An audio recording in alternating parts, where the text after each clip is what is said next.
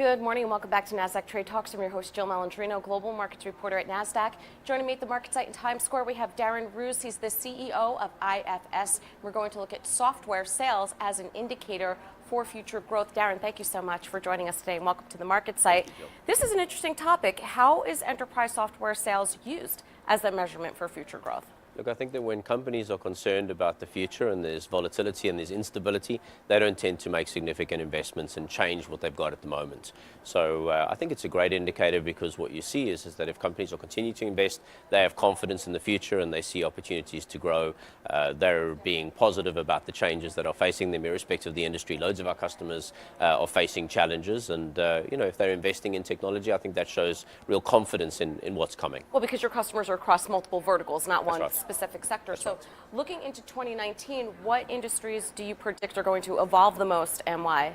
We see a continuing change, especially in manufacturing industries. There's loads of new technology that's coming into the market around artificial intelligence, around augmented reality, ways in which companies are really innovating from a manufacturing perspective to make their workforces more efficient. I think that manufacturing will continue to see a tremendous amount of change, specifically in that industry, as these new technologies start to take effect. All right, now you have a large footprint in the UK and Europe, of course. The obvious question is, how are you navigating Brexit? Yeah. Look, it remains challenging. I think the lack of knowledge on what's actually going to happen is obviously a concern. I think many businesses, ourselves as one, really keen to understand what's going to happen and get some confidence in the future. But I think at the end of the day, the British government value the trading relationships that they got, whether it's with the US or whether it's with the continental partners. And I'm confident that they'll find ways to do that. From an IFS perspective, we help customers get better visibility of their data, better visibility of their operations. And obviously, if you're going to have change, whether that's with trading partners, new tariffs, etc., then you need to understand how your business runs at the moment and get visibility into your business. So that's where it benefits us. But the reality is that things like data stewardship and GDPR remain challenging. But the UK government have worked closely with the US, closely with European partners through the forming of that legislation, and I think that there will be consistency there anyway. But there's no question that from a business perspective, we really need to know what's going to happen, and it's all happening at the moment in the UK. And UK politics they're a little bit tricky to follow. They're not as easier to understand. I mean, not that politics ever is.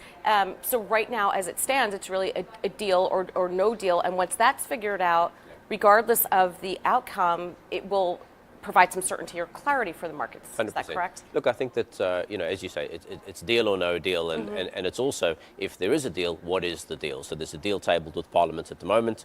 There's a big vote coming up on both confidence in Theresa May, the Prime Minister, as well as whether the deal that is on the table is an acceptable deal. But you're dead right. At the end of the day, there's going to have to be some ironing out of the details. I think that in the long term, or for the long term, the best thing is really just knowing what's going to happen, and the sooner we know, the sooner we can deal with the implications. And I think that that's relevant for any business, irrespective of where they are.